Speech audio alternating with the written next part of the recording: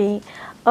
Sir ఇక్కడ మరో విషయం, క్యాన్సర్కి ట్రీట్మెంట్ జరిగిన తర్వాత ఏదైతే సర్జరీ మీరు చేస్తారో అని అంటున్నారో, ఆ సర్జరీ చేసిన తర్వాత పేషెంట్స్ సర్వైవల్ ఛాన్సెస్ ఎంతవరకు ఉంటాయి?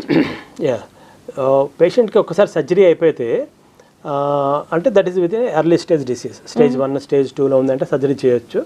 అంటే డెఫినెట్గా సర్వైవల్ ఛాన్సెస్ చాలా ఎక్కువ ఉంటాయి. చెప్పాను కదా, స్టేజ్ 3 కానీ స్టేజ్ 4 కానీ వస్తే సర్వైవల్ ఛాన్సెస్ చాలా తగ్గిపోతాయండి. అడ్వాన్స్ స్టేజ్ డిసీజ్ వెళ్ళినప్పుడు ఎవరు కూడా మనము డెఫినెట్గా 100 నార్మల్ లైఫ్ లీడ్ చేస్తాడని చెప్పేది ఉండదు. కాబట్టి ఫస్ట్ స్టేజ్ సెకండ్ స్టేజ్లో వస్తే మాత్రం డెఫినెట్గా normal life we can give.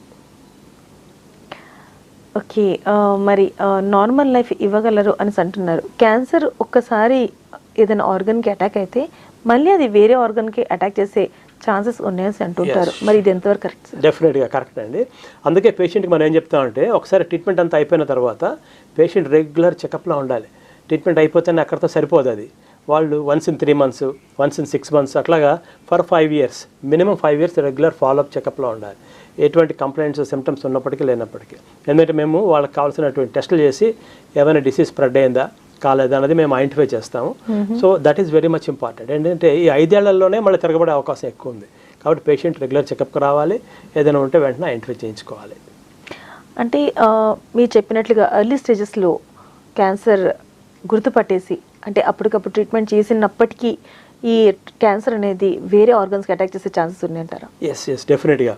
ఇప్పుడు బ్రెస్ట్ క్యాన్సర్ ఫర్ ఎగ్జాంపుల్, మనం సర్జరీ చేసాము, సర్జరీ తర్వాత కీమోథెరపీ, రేడియేషన్ ఇన్ని చేసినప్పటికి కూడా బ్రెస్ట్ క్యాన్సర్ వేరే ఆర్గాన్కి లైక్ లివర్ కానీ లంగ్ కానీ బోన్స్కు బ్రెయిన్కి స్ప్రెడ్ అయ్యే అవకాశం ఉంటుందండి.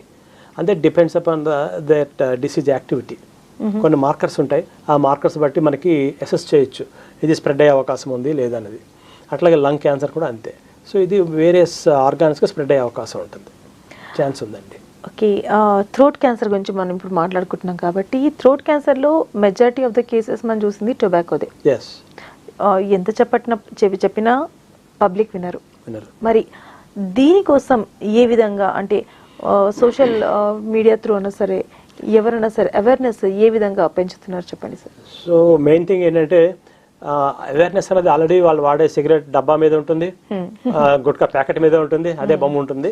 అయినప్పటికీ కూడా భయపడరు ఎవరు కూడా. అయినప్పటికీ మనమైతే మన పని మనం చేస్తూ ఉంటాం, లైక్ చెప్పడం, అవేర్నెస్ క్యాంప్స్ కండక్ట్ చేయడము, టాక్స్ కండక్ట్ చేసి వాళ్ళ కామన్ పీపుల్ అంటే డిసీజ్ ఉన్న వాళ్ళకి కాదు, డిసీజ్ లేని వాళ్ళకి కూడా మనం సిగరెట్ కాల్చకూడదు, ఇలాగ నవలకూడదు, గుట్కా తీసుకోవద్దు అని చెప్తూనే ఉంటాం. అటువంటి యాక్టివిటీస్ జరుగుతూనే ఉంటాయండి ఎప్పుడు కూడా. సొసైటీ అంటే కాలనీస్ ఏర్పాటు చేసుకుని మేము ఆర్గనైజ్ చేస్తూ ఉంటాం ఇట్లా.